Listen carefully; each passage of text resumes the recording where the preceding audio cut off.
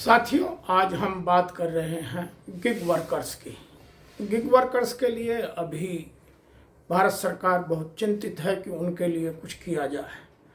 भारत में अपुष्ट आंकड़ों के अनुसार लगभग 80 लाख गिग वर्कर्स हैं और नीति आयोग ने जो कल डेटा जारी किया है, टाइम्स ऑफ इंडिया में जो छपा है, उसके अनुसार लगभग 65 लाख उनके पास एनरोल हैं।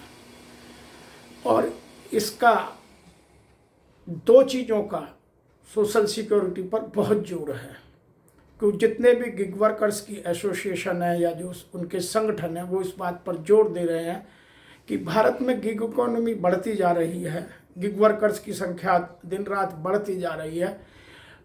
2019 में गिग वर्कर्स के लिए कुछ सोशल सिक्योरिटी कोड में प्रावधान भी किया गया, लेकिन आज तक वो लागू नहीं हुआ। अभी कल भारत सरकार ने जो प्रोविडेंट फंड के मेंबर्स हैं, उनके लिए जो डेथ में एक इंश्योरेंस था जो 6.2 लाख था, उसको बढ़ा के 7 लाख किया है। उसी क्रम में गिग वर्कर्स के लिए भी कुछ सुविधाएं देने की घोषणा की है। उन्होंने दो बातों की घोषणा करने की कोशिश की है जो अभी स्पष्ट नहीं है। उन्होंने कहा है कि हम गिग वर्कर्स के लिए दो सुविधाएं बहुत शीघ्र देंगे। सबसे पहली सुविधा होगी हेल्थ इंश्योरेंस और death claim. In case of death हो जाए तो उसको क्या हो। दूसरा, जब आदमी रिटायर हो जाए तो उसको कुछ पेंशन मिलनी चाहिए। जिसने जवानी भर काम किया है, बुढ़ापे में काम करने योग्य नहीं रह गया है, तो उसको कुछ पैसा मिलना चाहिए।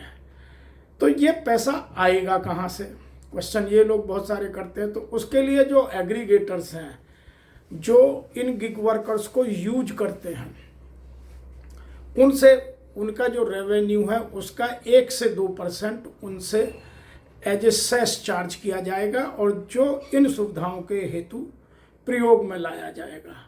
इसके लिए जो कमेटी बनेगी, उस कमेटी में भारत सरकार के लोग, राज्य सरकार के लोग, यूनियंस के लोग, एग्रीगेटर्स के लोग, एम्प्लॉयर्स एसोसिएशन के लोग बैठेंगे और वो डिसाइड करेंगे कि उनमें कैसे और किन लोगों को क्या क्या बेनिफिट कब कब दिए जाएं। तो ये एक बड़ा विषय है जिसमें कमेटी बनना जरूरी है। लेकिन उससे पहले यह भी जान लेना जरूरी है कि गिग वर्कर्स होता कौन है, जिसके लिए हम अपनी इतनी सुविधाओं की बात कर रहे हैं। लोग अभी तक इसी कन्फ्यूजन में है कि गिग वर्कर्स होता कौन है, इसीलिए गिग वर्कर्स को जानना जरूरी है। तो गिग वर्कर्स वो लोग कहलाते हैं जिनका नियोक्ता और कर्मचारी का या वर्कर का संबंध नहीं होता, जिनमें एम्प्लॉयर और वर्कर का कोई संबंध नहीं होता। वो एक इंडिपेंडेंट कर्मचारी की हैसियत से अपना एग्रीमेंट कर अपना जॉब करते हैं और उस जॉब का कुछ परसेंटेज या कुछ कमीशन उनको मिलता है और उनके अनुबंध के आधार पर ही उनकी सब टर्म्स और कंडीशंस तय होती हैं।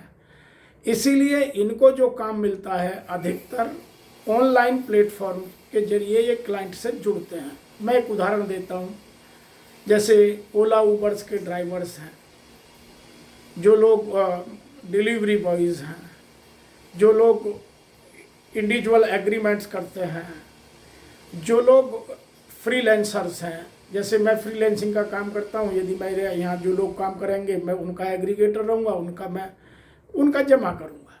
तो इस तरह से बहुत सारे जो गिग वर्कर्स हैं उनको सुविधा देने की बात की जा रही है।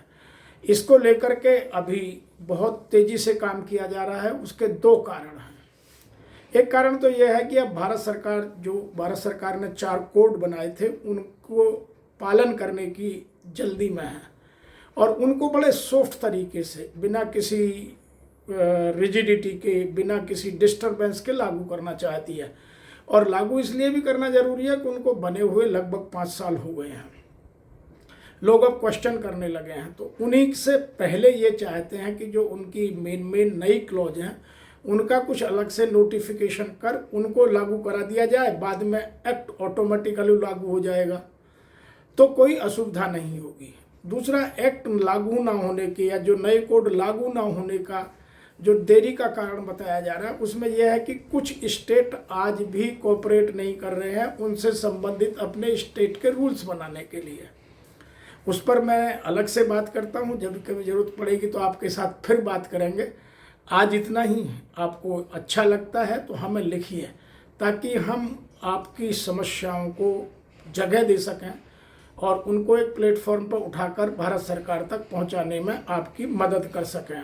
इतना ही, धन्यवाद।